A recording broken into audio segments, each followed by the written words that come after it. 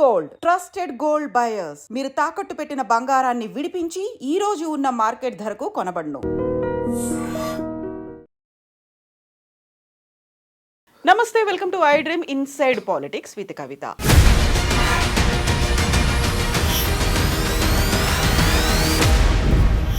తెలంగాణ రాష్ట్రంలో గ్రామ సభల్ని నిర్వహించడానికి పెద్ద ఎత్తున ఏర్పాట్లు చేసింది రేవంత్ సర్కార్. అదే సమయంలో బీఆర్ఎస్ పార్టీ కూడా రైతు మహాదీక్షల పేరుతో ధర్నాలు చేయడానికి రెడీ అయింది. అయితే బీఆర్ఎస్కి మాత్రం పర్మిషన్ ఇవ్వలేదు. దీనికి ప్రధాన కారణం గ్రామ సభల నిర్వహణ ఉంది, పోలీసులంతా అక్కడ ఉంటారు, మీరు ట్రాఫిక్ జామ్లు చేయబోతున్నారు అంటూ అనుమతిని నిరాకరించింది. ఇప్పుడు మెయిన్ ఎజెండా రైతుల లేకపోతే రాబోయేటువంటి స్థానిక సంస్థల ఎన్నికలే ప్రధాన ఎజెండాగా అటు కాంగ్రెస్ ఇటు బీఆర్ఎస్ ఫోకస్ పెట్టబోతున్నాయా? మనతో పాటుగా ఉన్నారు BRS senior leader Karne Prabhakar గారు. ప్రభాకర్ గారు నమస్కారం అండి. సో రైతు ఆత్మహత్యలకు సంబంధించి ప్రధానమైనటువంటి అంశంగా కనిపిస్తోంది. అలాగే ఎన్నికలలో ఇచ్చినటువంటి ఒక హామీ ఉంది, రైతు భరోసా. మీరు 10,000 ఇస్తే దాన్ని 15,000 చేస్తామన్నారు. ఇప్పుడు సంక్రాంతి తర్వాత దాన్ని 12,000కు మేము పెంచుతున్నాము, మేక్ ష్యూర్ అందరికీ అందేలా చూడండి అని కలెక్టర్లతో కూడా చేశారు. సో ఇప్పుడు ఎందుకు సడన్గా మీరు కాంగ్రెస్ పార్టీ ఇద్దరు రైతుల గురించే మాట్లాడడం మొదలుపెట్టారు? అంటే మేమేం కాదు, యాక్చువల్గా మా ఫోకస్ అంతా కూడా ముందు నుంచి, ఈరోజు కాదు. తెలంగాణ కోసం పోరాటం ప్రారంభించిన నుంచి మొదలుకొని అధికారంలోకి వచ్చిన తర్వాత కూడా రైతే సెంట్రిక్గా మేము పనిచేసుకుంటూ వస్తూ ఉన్నాం. రైతు ఎందుకు సెంట్రిక్ అంటే ఇది రైతు రాజ్యం కాబట్టి రైతు తోనే వెల్త్ క్రియేట్ అవుతుంది, రైతు సుభిక్షంగా ఉంటేనే ఈ దేశం బాగుపడుతుంది అనేది మేము బలంగా నమ్మిన మా పార్టీ అధ్యక్షుడు కేసీఆర్ గారు కూడా ఆయన ఫోకస్ అంతా కూడా ప్రభుత్వానికి వచ్చిన తర్వాత ఇమీడియట్గా ఆయన ఫోకస్ అటు ప్రాజెక్టుల పైన, ఆ తర్వాత రైతాంగం పైన, ఇదంతా దాని పర్యవసానం మనం చూసినాం, దాని కొనసాగింపు చూసినాం. ఎంత దిగుబడి వచ్చింది ఎండ్ ఆఫ్ ది డే 10 సంవత్సరాల పరిపాలనలో ఎన్ని లక్షల మెట్రిక్ టన్నుల దిగుబడి వచ్చిందో మనం చూసినాం. అది లెక్కలకు ఇప్పుడు మనం పోవాల్సిన అవసరం లేదు. అయితే రేవంత్ రెడ్డి ప్రభుత్వం చేస్తున్నటువంటి దాన్ని ఒకసారి మనం ఆలోచించుకుంటే ఆయన చెప్పినటువంటి మాట ఏమిటి, మేము ప్రభుత్వానికి రాగానే 15,000 రూపాయలు ఇస్తా అని చెప్పేసి మాట్లాడినారు. మేము ముందు నుంచి కూడా సరే ఆయన 100 రోజులు అన్నాడు, 100 రోజుల టైం ఇచ్చినాము. ఆ తర్వాత ప్రజల నుంచి వచ్చినటువంటి డిమాండు, రైతుల నుంచి వచ్చినటువంటి డిమాండు, ఇంకా మా రైతు భరోసా ఏమైంది, రుణమాఫీ ఏమైంది అనేటువంటి మాట మేము అనేక సందర్భాల్లో రైతుల పక్షాన మాట్లాడుకుంటూ వస్తూ ఉన్నాం. నిజానికి రైతులు అడుగుతున్నటువంటి విషయం. ఈ మధ్యకాలంలో మీరు చూసుంటారు, మేము మెడ్చల్లో ఒక సభ జరిగితే మా పార్టీకి సంబంధించిన పార్టీ కార్యాలయం ఓపెనింగ్లో గట్కేసార్కి సంబంధించినటువంటి కొంతమంది రైతులు ఆ గట్కేసార్ మండలం మొత్తంలో ఒక్కరికంటే ఒక్కరు కూడా రుణమాఫీ కాలేదు అని చెప్పేసి వేదిక మీదనే వాళ్ళు తీసుకొచ్చి డీటెయిల్గా లిస్ట్ ఇచ్చినారు. ఆ తర్వాత మాకు కూడా ఎందుకో అరే ఇది ఒక మండలంలోనే ఇదే పరిస్థితి ఉంది, మిగతా ఏంది అని కొద్దిగా డెప్త్కి పోతే ఇప్పుడు వాళ్ళు చెప్పే ప్రకారం కావచ్చు, వాళ్ళు ఏమన్నారు ఆనాడు 42,000 కోట్లు ఏదో అన్నారు, ఆ తర్వాత 30,000 కోట్లకు వచ్చినారు, ఆ తర్వాత ఒక ఆయన 28,000 కోట్లు అన్నాడు. ఫైనల్గా మన అసెంబ్లీలో చెప్పినటువంటి మాట 22,000 కోట్లు మేము రుణమాఫీ చేసినాం అనేటువంటి మాట వాళ్ళు చెప్పినారు. రుణమాఫీలో మోసం జరిగింది, రైతు భరోసాలో ఇంకా మోసం కొనసాగుతూనే ఉన్నది. సరే 26th నుంచి వాళ్ళు ఇస్తాము అని అంటున్నారు. దాంట్లో కూడా అనేక రకాలైనటువంటి ఆంక్షలు పెట్టి, కటింగ్స్ పెట్టి వాళ్ళు ఇస్తూ ఉన్నారు. దానికి మేము 72 లక్షల మందికి రైతు రుణం అనేది భరోసా ఇస్తే, రైతు బంధు ఇస్తే వాళ్ళు 40 లక్షలు దాటట్లేనట్టుంది బహుశా వాళ్ళ లెక్కల ప్రకారం. అందుకే ఇవాళ రైతుకు అన్యాయం జరుగుతుంటే రైతు పక్షాన నిలబడతాము అని పార్టీ ప్రారంభమైనటువంటి మా పార్టీ తప్పకుండా రైతు పక్షానే ఉంటుంది. నిజానికి మాకేం పోటీ లేదు. మేమేమంటున్నాం అంటే మేము ముందు నుంచి ఒక మాట చెప్తా ఉన్నాం స్పష్టంగా, 5 సంవత్సరాల కోసం ఎన్నుకున్నటువంటి ఆ ప్రభుత్వం తప్పకుండా ఆ ప్రభుత్వం చేసేటువంటి పనులని ప్రశ్నిస్తుండటం, ఈ 5 సంవత్సరాలు ఈ ప్రభుత్వం ఉంటుంది, కానీ వాళ్ళు ఇచ్చినటువంటి హామీల పట్ల మా క్వశ్చన్ నిరంతరం కొనసాగుతూనే ఉంటుంది అనే మాట చెప్తున్నాం. తప్పకుండా ఇవాళ ఈ రాష్ట్రంలో ప్రధానమైనటువంటి అంశం ఏంది, రైతే కదా. రైతు కోసం మాట్లాడుకుంటే ఇంకేం దేనికోసం మాట్లాడతాం మేము? కాబట్టి మాకేం పోటీ లేదు. కానీ ప్రామిస్ చేసినటువంటి వాళ్ళు ఇవాళ ఇవ్వకుండా ఉన్నప్పుడు తప్పకుండా ప్రజల పక్షాన ఉండకుండా ఏం చేస్తాం మేము? ఇప్పుడు ప్రభాకర్ గారు మీరు ఒక లెక్క చెప్పారు, మా హయాంలో రైతు బంధు అనేది 72 లక్షల ఆడ్ నెంబర్కి ఇచ్చాము, వీళ్ళు 40 లక్షలు ఇచ్చారు అంటే ఇటీవల జరిగినటువంటి అసెంబ్లీ సెషన్లో సీఎం రేవంత్ రెడ్డి ఒక మాట అన్నారు. రియల్ ఎస్టేట్ చేస్తున్న వాళ్ళకి, పారిశ్రామికవేత్తలకి, రాళ్ళు గుట్టలకు కూడా మీరు రైతు బంధు ఇచ్చారు కాబట్టి అంత పెద్ద లెక్క జరిగింది. కాకపోతే ఇప్పుడు మేము పక్కాగా పకడ్బందీగా ఇవ్వబోతున్నాము, రాళ్ళు గుట్టలు ఉండవు ఇందులో అనే మాట. అంటే ఈ చర్చ చాలా సందర్భాల్లో జరిగింది. నిజానికి మీరు అడిగినట్టుగా ఆనాటి ప్రతిపక్షాలు విమర్శించడం కానీ, లేదు మా అంతర్గత సమావేశాల్లో కూడా చాలా సందర్భాల్లో చర్చ జరిగినప్పుడు నిజానికి వాళ్ళ సంఖ్య ఎంత అనుకుంటే 1% నుంచి 3% దాటట్లేదు ఒకవేళ ఉంటే. కానీ అందరూ వ్యవసాయం వైపుగా నడవాలి, వ్యవసాయం వైపుగా తమ ప్రయత్నాలు ఉండాలనేటువంటి ఉద్దేశంతో ఆ రోజు భూమి ఉన్న ప్రతి ఒక్కరికి రైతు బంధు ఇవ్వాలని చెప్పేసి నిర్ణయం తీసుకున్నాం. అది జరిగినటువంటిది, కొత్తగా ఇవాళ నేను దాయాల్సినటువంటి అవసరం లేదు. నిజానికి అందరికీ ఇచ్చినాం. అయితే కాలక్రమేణా ఆ రోజు ఇచ్చిన దాన్ని కొనసాగింపే కదా ఇవాళ వ్యవసాయం ఒక అద్భుతమైనటువంటి వెల్త్ క్రియేట్ చేసేటువంటి పరిస్థితికి చేరుకున్నది. ఆనాడు బై అండ్ లార్జ్గా ఈ కండిషన్స్ పెట్టకుండా, ఎటువంటి ఆంక్షలు పెట్టకుండా ఇచ్చినటువంటి కొనసాగింపే నిజానికి ఈ రాష్ట్రంలో వ్యవసాయాన్ని ఆదుకోవడం అంటూ జరిగింది. సరే, వాళ్ళు వాటిపైన ఆంక్షలు ఇప్పుడు ఉన్నటువంటి వాళ్ళు గతంలో ఏదన్నా కొంత అటు ఇటుగా జరిగి ఉంటే దాన్ని సరి చేస్తున్నామని అంటున్నారు. అట్లని 30 లక్షల మందికి ఇవాళ కటింగ్ పెడతా ఉన్నారు. 30 లక్షల మందికి రైతులకి రాకుండా, నిజానికి 30 లక్షల మందికి ఆనాడు అదనంగా పోలే కదా, దాన్ని ప్రధానంగా చూపించేసి ఇవాళ 40 లక్షల మందికి, అంటే ప్రతిది కూడా కటింగ్ల ప్రభుత్వం అయింది. ఇది ఏం పని చేసినా దేంట్లో అయినా కటింగ్లే. అటు రుణమాఫీలో కటింగే, రైతు బంధులో కటింగే, రైతు భరోసాలో కటింగే, ప్రతి దాంట్లో కూడా కటింగ్లు కనిపిస్తూ ఉన్నాయి. మేము అందుకే ఏమంటున్నాం, మీరు ఇచ్చినటువంటి హామీకి కట్టుబడి ఉండండి. మీరు ఇచ్చినటువంటి హామీ ఆనాడు ఎట్లా చెప్పినారు, అసలు మీరు లైన్లు కట్టండి, బ్యాంకులలో రుణాలు తీసుకోండి, మేము వచ్చిన తర్వాత 2 లక్షలు రుణమాఫీ చేస్తాం. ఏది దాదాపు 55 నుంచి 60% దాటలేదు. ఇంకా 40% రుణమాఫీ ఉంది, మిగిలిపోయి ఉంది. మరి వాళ్ళకి చేయాలి కదా, దానికోసమే మా పోరాటం. ఒకవైపు మా ఆనాటి రైతు బంధు, ఈనాటి రైతు భరోసా కావచ్చు, రుణమాఫీ చేస్తున్నావు కదా ఎందుకు చేయటం లేదని రైతుల పక్షాన సంవత్సరం తర్వాత అడుగుతా ఉన్నాం. దానికి మాకు తొందర ఉంటేనో లేకపోతే ఈ ప్రభుత్వాన్ని విమర్శించాలనేటువంటి ఒక లక్ష్యం మాత్రమే ఉంటే వేరు, అట్లా లేం కదా, సంవత్సరం తర్వాత మాత్రమే మాట్లాడుతూ ఉన్నాం మేము. అయితే ఇప్పుడు మీరు రైతు ఉత్పత్తులు, రైతుకు సంబంధించి వృద్ధి జరిగింది, లేకుంటే వ్యవసాయ ఉత్పత్తులు, లేకుంటే వరి దిగుబడి ఇలాంటివన్నీ పెరిగాయి అనుకున్నప్పుడు అవన్నీ ఏవి చర్చలోకి రావట్లేదు. ఇప్పుడు వస్తున్న చర్చ అంతా రైతు ఆత్మహత్యలకు సంబంధించి. మీరేమో చెప్తున్నారు 408 రోజుల పాలన అయింది రేవంత్ సర్కార్, అందులో 402 మంది రైతులు చనిపోయారని. అక్కడ రేవంత్ సర్కార్ చెప్తున్న మాట ఏంటంటే గత 10 ఏళ్ల పాలనలో రైతు ఆత్మహత్యలు ఎక్కువగా జరిగినటువంటి రెండో రాష్ట్రం తెలంగాణ అనేది.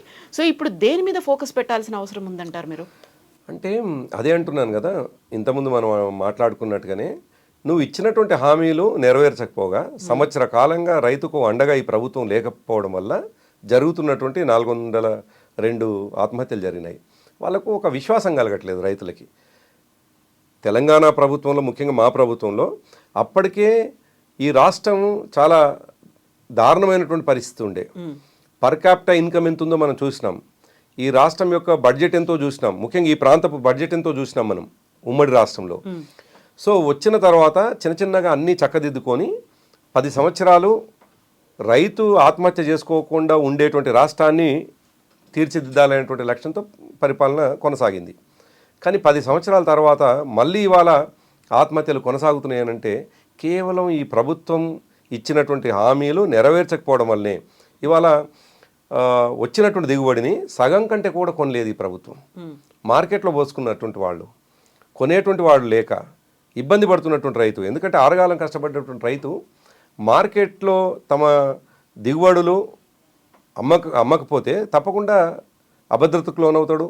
తెచ్చుకున్నట్టు ఒకవైపు ఏమో రైతు బంధు ఇవ్వలేదు, రైతు భరోసా ఇవ్వలేదు, వాళ్ళ చేతిలో డబ్బులు లేవు, వాళ్ళు అప్పులు చేసినారు. అప్పులు చేసినటువంటివి అమ్మకం పోకపోయేసరికి తప్పకుండా ఆత్మహత్యల వైపు పోయేటువంటి పరిస్థితి ఉంది. కాబట్టి రైతుకు నువ్వు ఇచ్చినటువంటి హామీలని నెరవేర్చాలనేటువంటి డిమాండే మా ప్రధానమైనటువంటి డిమాండ్.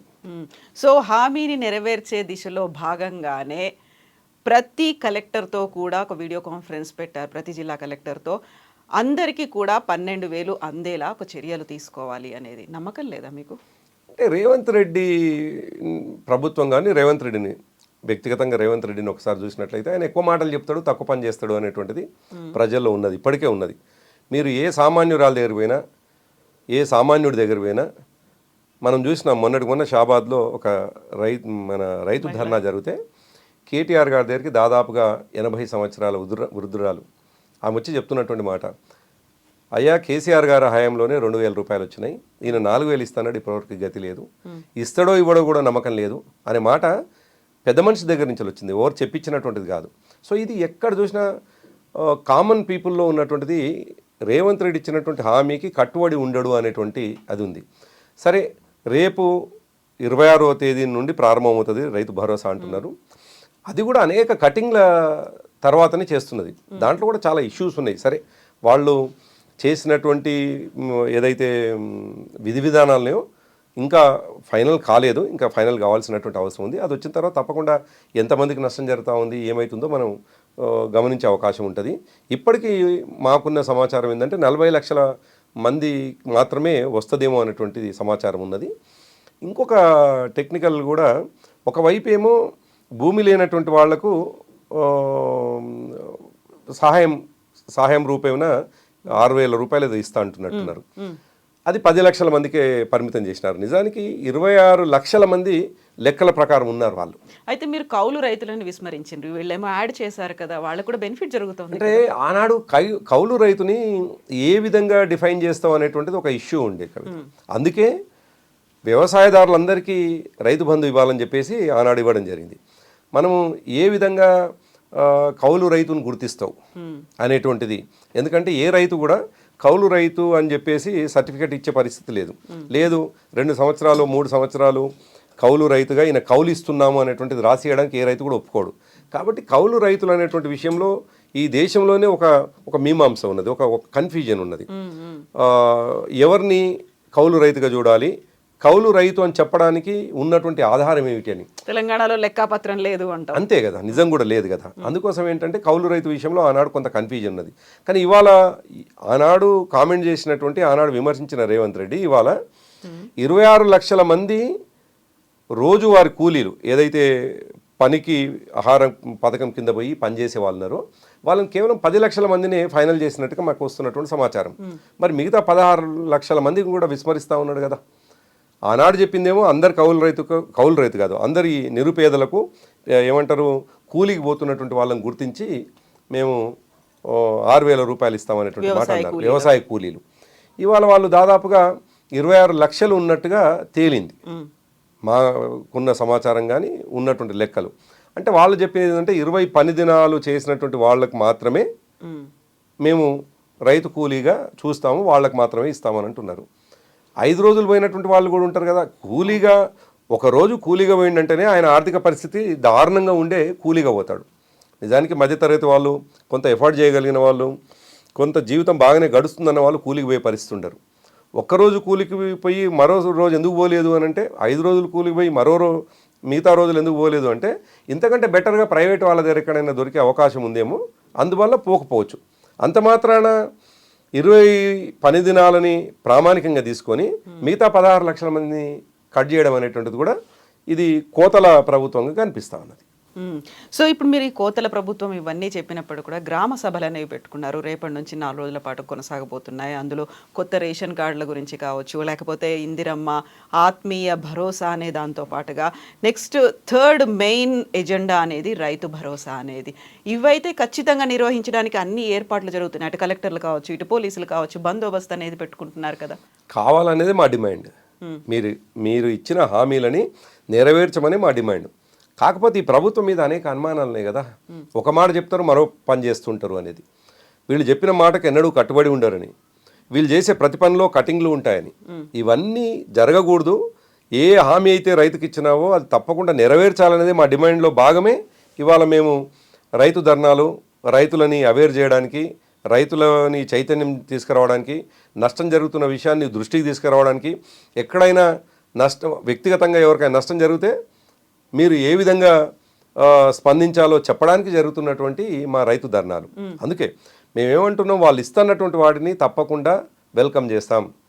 ఇస్తామని హామీ ఇచ్చి నెరవేర్చే వాటిని తప్పకుండా వెల్కమ్ చేయాల్సిన ప్రతిదాన్ని కూడా కోడిగుడ్డు మీద ఈకలు వీకేటువంటి పరిస్థితి ఉండడం తప్పు రాజకీయాలు.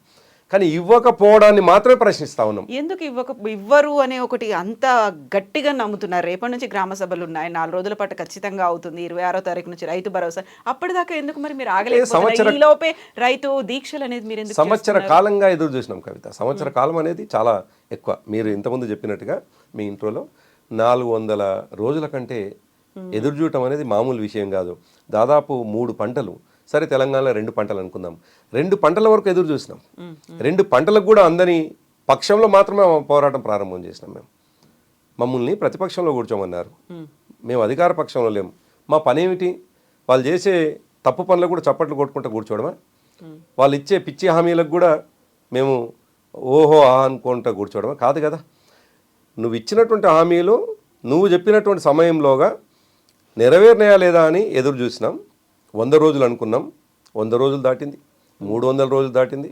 మీరు చెప్పినట్టుగా 400 రోజులు దాటిన తర్వాతే మేము ఇవాళ అడుగుతా ఉన్నాం. దానికి కూడా భయపడతా ఉన్నారు. అసలు మా వైపు నుంచి ఒక ప్రశ్న వస్తేనే భయపడుతున్నాడు రేవంత్ రెడ్డి. మా వైపు నుంచి ఒక విమర్శ వస్తేనే తట్టుకోలేకపోతా ఉన్నాడు. 10 సంవత్సరాలు వ్యక్తిగతంగా నోటికి వచ్చినట్టుగా తూలనాడితే కూడా పడి ఉన్నటువంటి వాళ్ళం.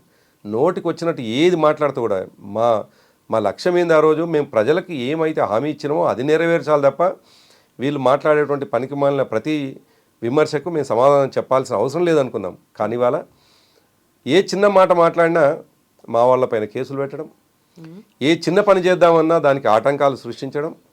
అంతెందుకు, మీరు ఇంతకుముందే చెప్పినట్టుగా మేము మొన్న 12వ తేదీ నాడు రైతు ధర్నా పెట్టుకుందాం అనుకున్నాం నల్గొండలో. ఆ రోజు సంక్రాంతికి అందరూ ఆంధ్ర ప్రాంతానికి పోతుంటారు, నల్గొండ కూడా ఆంధ్ర ప్రాంతపు దారిలో ఉంటుంది అని ఆనాటి ఎస్పీ గారే రిక్వెస్ట్ చేసి ఇప్పుడు కాకుండా మరొక రోజు పెట్టుకోండి అని చెప్పేసి వారు రిక్వెస్ట్ చేస్తే 12 నాడు జరగాల్సింది 21 నాడు పెట్టుకున్నాం మేము. అంటే రేపు పెట్టుకునే మా మహాధర్నాకు కూడా, రైతు ధర్నాకు కూడా అనుమతి ఇవ్వకపోవడం అనేటువంటిది ఎంత దుర్మార్గం. దాంట్లో రీజన్ చెప్పారు కదా, 12వ తారీఖు పెట్టుకుంటామంటే ఇక్కడ నుంచి వెళ్తున్నారు కాబట్టి, రేపు ఎందుకు వద్దంటున్నారంటే అక్కడ నుంచి వస్తున్నారు కాబట్టి. ఎగ్జాక్ట్, కరెక్ట్ ఉంది, వాళ్ళ రీజనింగ్ బాగుంది. 12వ తేదీన ఇక్కడ నుండి వెళ్తున్నారు అంటే నిజానికి మేము కూడా వ్యక్తిగతంగా అందరం కన్విన్స్ అయినాం. నిజమే కదా, టోల్ గేట్లు అన్నీ కూడా క్రాస్ అయ్యి వెళ్ళాలి, వేలాది వాహనాలు పోతుంటాయి, మనం చేసే మనం చేసేటువంటి పని వాళ్ళకు సహకారంగా ఉండకపోగా ఇబ్బందిగా ఉండకూడదు అనేది మన ఆలోచన. కానీ ఇది రేపు 21వ తేదీ, 16వ తేదీ అయిపోయి ఎప్పటికో అయిపోయింది. 14, 15, 16 తేదీలోనే సంక్రాంతికి సంబంధించినవి. సండే వరకు అంటే సాటర్డే ఈవినింగ్ వరకు కూడా ఆల్మోస్ట్ చేరుకున్నారు. ఇప్పుడు మళ్ళీ టోల్ గేట్లన్నీ కూడా ఖాళీ అయిపోయి ఉన్నాయి, సాధారణ స్థితి నెలకొన్నది. ఇంకొకటి వాళ్ళు చెప్పేటువంటి, మీరు చెప్పినటువంటి ఒక కారణం అయితే, రెండో కారణం కూడా ఏం చెప్తున్నారు, ఆ ప్రాంతంలో మేము మీరు నిర్వహించేటువంటి ప్లేస్లో బందోబస్తు ఇవ్వలేము అనేటువంటి ఒక మాట అన్నారు. క్లాక్ టవర్లో రద్దీ ఎక్కువ ఉంటుంది అనేది. చాలా ఇరుకు అయిన ప్రాంతంలో మీరు పెట్టుకుంటున్నారు. గమ్మతైన విషయం ఏంటంటే హైవే మీద, ఆల్మోస్ట్ హైవే లాగా ఉంటుంది సోమాజిగూడ. గవర్నరు ఆఫీస్ ముందు, గవర్నర్ గారి ఇంటి ముందు ఈ రాష్ట్ర ముఖ్యమంత్రి ఏదైతే శాంతి భద్రతల్ని కాపాడుతాను అనేటువంటి, ఎటువంటి ఎవరికి ఇబ్బంది జరగకుండా చూస్తాననే ముఖ్యమంత్రి వచ్చి ధర్నా చేస్తాడు. సో ఇప్పుడు రైతు దీక్షకి, మీకు రైతు మహాధర్నాకి పర్మిషన్ ఇవ్వలేదు. దానికి ప్రధాన కారణం వాళ్ళు చేస్తున్నటువంటి గ్రామ సభలు ఉన్నాయి. ఆ తర్వాత కావాలనుకుంటే మీరు పోరాటం చేయొచ్చు, నిజంగా వాళ్ళు చెయ్యలేకపోతున్నారు అనుకుంటే దాని మీద ఫోకస్ పెట్టొచ్చు. కాకుంటే వీటి వెనకాల ఇద్దరు, మీ 2 పార్టీలు చేస్తున్న రైతులని ఇప్పుడు ముందు తీసుకొచ్చిన దాని వెనకాల కనిపిస్తోందంతా స్థానిక సంస్థల ఎన్నికలు. అదే ప్రధాన ఎజెండాగా ఫోకస్ అనేది ఉంది అనే మాట. అంటే అసలు దీక్షకు అనుమతి ఇవ్వకపోవడం అనేటువంటి దాని మీద అయితే డెఫినెట్గా ఇవాళ ప్రభుత్వం వివరణ ఇవ్వాలి. వాళ్ళు చెప్తున్నటువంటి ఎంత సిల్లీ కారణం అంటే, క్లాక్ టవర్ అనే చోట బాగా జనం ఉంటారు, అక్కడ మేము జనానికి ఇబ్బంది అవుతుంది, పార్కింగ్ ఏరియా అవుతుంది. రెండవది గ్రామ సభలు జరుగుతున్నాయి, బందోబస్తు ఇవ్వలేము అనేటువంటి. ఈ మన ఇంటర్వ్యూ చూసేటువంటి నల్గొండ జిల్లా ప్రజలందరూ కూడా తెలుసు, క్లాక్ టవర్ అనేటువంటిదే మా జిల్లాలో, మా ఉమ్మడి జిల్లాలో క్లాక్ టవర్ అనేటువంటిదే అన్ని దీక్షలకు, అన్ని ధర్నాలకు వేదిక. అది ఇంకెక్కడికో బోరు. ఆ సెంటర్లో దాదాపుగా నాకు తెలిసి కొన్ని వేల దీక్షలు ధర్నాలు అయి ఉంటాయి. వెంకటరెడ్డి గారు నాకు తెలిసి మంత్రిగా ఉన్నప్పుడు కావచ్చు, ఎమ్మెల్యేగా ఉన్నప్పుడు అనేక దీక్షలకు ధర్నాలకు అటెండ్ అయి ఉంటారు కూడా బహుశా అక్కడ. కాకుంటే అప్పటికి ఇప్పటికి పరిస్థితులు మారిపోయి ఉంటాయి. అదే, ఎందుకంటే ఆయన మంత్రిగా ఉన్నాడు, రేవంత్ రెడ్డి గారి క్యాబినెట్లో మంత్రిగా ఉన్నాడు కాబట్టి పరిస్థితులు మారిపోయి ఉంటాయి అంతే తప్ప. అదే గతంలో రోషయ్య గారి మంత్రివర్గంలో ఆయన మంత్రిగా ఉన్నప్పుడు అక్కడ దీక్ష చేసినాడు కదా, ఇదే అక్కడ జిల్లా మంత్రి. ఇంకా ఇంకొక అడుగు ముందుకేసి మీరు అడిగినట్టుగా మేము బందోబస్తుని ఇవ్వలేమని. నిజానికి అసలు బందోబస్తు, గ్రామ సభలకు బందోబస్తు ఎందుకు కవిత, నాకు అసలు అర్థం కానటువంటి విషయం. గ్రామ సభల్లో మీరే చెప్తున్నారు ఇప్పుడు 3 హామీలకు సంబంధించినటువంటిది మేము నెరవేరుస్తాం, దానికి సంబంధించినటువంటి రూపకల్పన చేస్తుండ్రు, దాని విధ విధానాలని మీరు ఫైనల్ చేయండి అని కలెక్టర్లకు చెప్పినటువంటి ప్రభుత్వము, మరి మంచి జరిగేటువంటి పరిస్థితి ఉంటే, ప్రజలు ఆమోదయోగ్యమైనటువంటి పని మీరు చేస్తున్నట్లయితే ఇంకా మీకు బందోబస్తు ఎందుకు? ఒక కానిస్టేబుల్ కూడా లేకుండా మీరు గ్రామ సభలు నిర్వహించవచ్చు.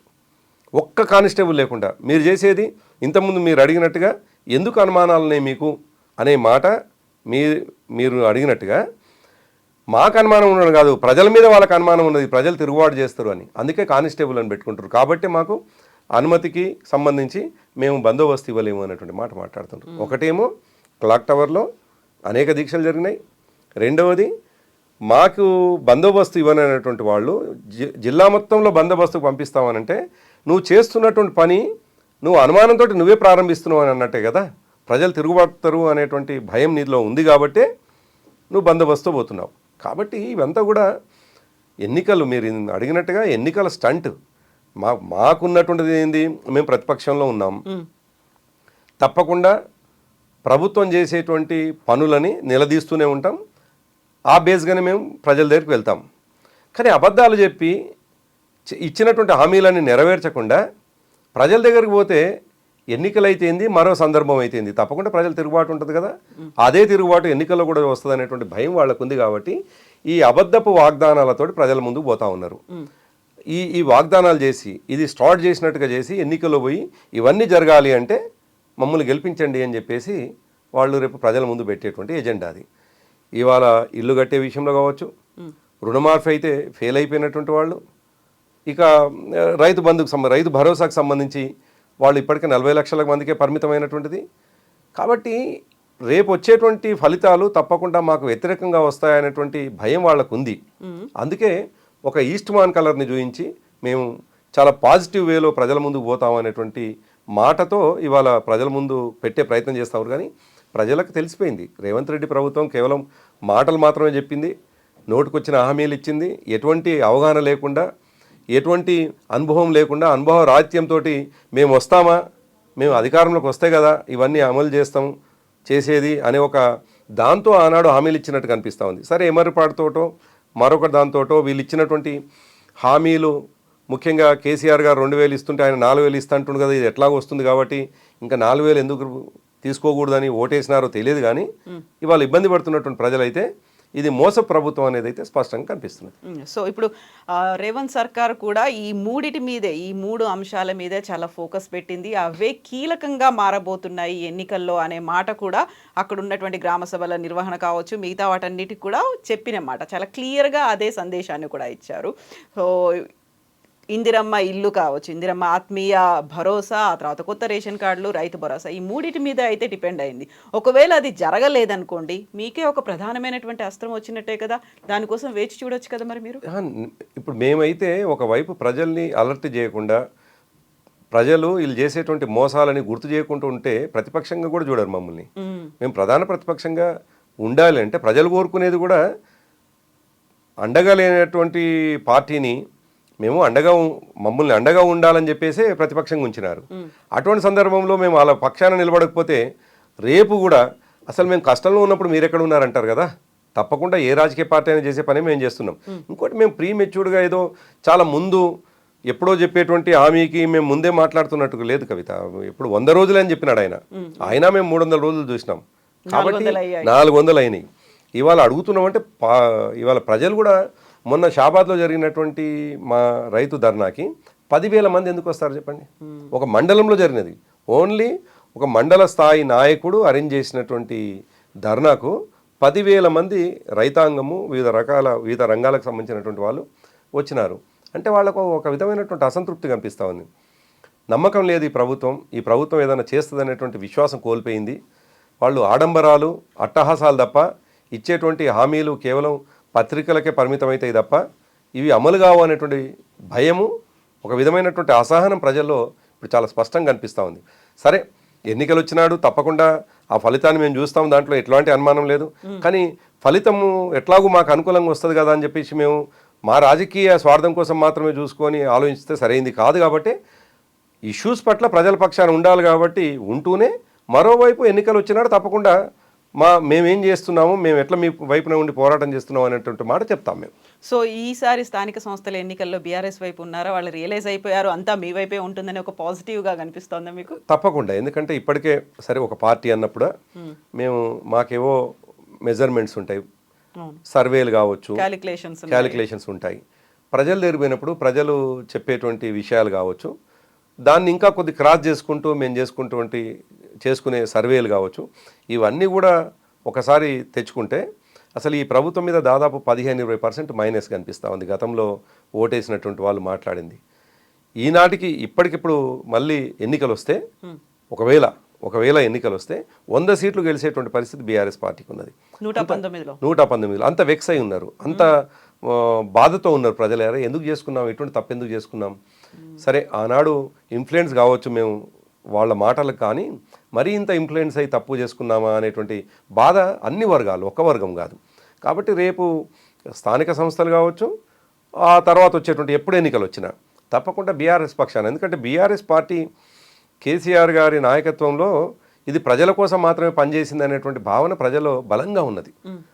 ఎప్పుడు చేసినా ఇష్యూ బేస్డ్గా మాత్రమే వీళ్ళు ముందుకెళ్ళినారు, రాజకీయాల కోసం పనిచేయలేదు అనేటువంటి ఉంది. కాబట్టి తప్పకుండా ఎప్పుడు ఎన్నికలు వచ్చినాయి, ఎందుకంటే ఇప్పుడు వచ్చినటువంటి సర్వేలు మేము ఇంటర్నల్గా చేసుకున్న సర్వేలో దాదాపుగా చాలా బెటర్గా, అసలు నేను చెప్పలేనంత, ఊహించలేనంత సర్వే ఫలితాలు వస్తూ ఉన్నాయి. కాబట్టి తప్పకుండా ప్రజలు మేము చేసిన గత పనికి, ఉద్యమంలో ఉన్నటువంటి కృతజ్ఞత, 10 సంవత్సరాల పనిలో మా పట్ల ఉన్నటువంటి ప్రేమ, ఇప్పుడు ప్రజల పక్షాన మేము ఎట్లా కొట్లాడుతున్నాం, ఇవన్నీ కూడబలుకుంటే తప్పకుండా మా పక్షాన ఉంటారనేటువంటి విశ్వాసం మాకున్నది. ఇప్పటికిప్పుడు ఎన్నికలు జరిగినా అంటే మీరు మీ క్యాలిక్యులేషన్లు, మీ సర్వేలు మీకున్నాయి అనుకున్నప్పుడు అలాంటి ఇన్ఫర్మేషన్ కూడా ఉందా? ఇప్పుడు వస్తాయి నేను వ్యక్తిగతంగా ఇప్పుడు వస్తాయని అనుకోవటం లేదు. జనరల్గా మనం ఒక నానుడిలాగా మాట్లాడుతుంటాం కదా, ఇప్పటికి ఎన్నికలు వస్తాయి అనేటువంటిది, అంతే తప్ప నేను వస్తాయని నేనేం భావించడం లేదు. భావించకపోగా ఇంకా నేనేం కోరుకుంటున్నానంటే తప్పకుండా ఈ ప్రభుత్వం ఉండాలి అని కోరుకుంటున్నాను. ఎందుకు అనుకుంటున్నానంటే మళ్ళీ 20 ఏళ్ళు మేము ఉంటాం కాబట్టి వీళ్ళు చేసేటువంటి పాపాలు, వీళ్ళు ప్రజలకు ఇచ్చినటువంటి హామీలు, ప్రజలు ఇంతకాలం బాధపడడం అనేటువంటిది బాధాకరమే, ఇంకా 3 ఏళ్ళు బాధపడడం అనేటువంటి బాధాకరమే. కానీ ప్రజాస్వామ్యంలో 5 ఏళ్ల కోసం కదా వాళ్ళని గెలిపించింది. మధ్యలోని ప్రభుత్వం పడిపోవాలని కోరుకుంటే ఎట్లా కరెక్ట్ అవుతుంది? ప్రజాస్వామ్యం మీద మాకు నమ్మకం లేకున్నట్లయితుంది, లేకపోతే ప్రజాస్వామ్యాన్ని అపహాస్యం చేసినట్లయితుంది. కాబట్టి తప్పకుండా ఈ ప్రభుత్వం ఇంకా 3 సంవత్సరాల 9 నెలలు 10 నెలలు ఉండాలని కోరుకుంటున్నాం. కానీ ఒకవేళ ఎన్నికలు వస్తాయి అనేటువంటి మాట అన్నాం. అయితే ఇది ఇన్ఫర్మేషన్ తోటో మరో మాటతో మాట్లాడలేదు. జనరల్గా ఎన్నికలు వస్తే ఏంది పరిస్థితి అనేది ఎప్పటికప్పుడు చర్చ ఉంది అనేది ఇప్పటికి మాకు అనిపిస్తున్నటువంటిది. ప్రభాకర్ గారు, థ్యాంక్ యూ సో మచ్ అండి. మళ్ళీ మనం మాట్లాడుకుందాం. Thank you.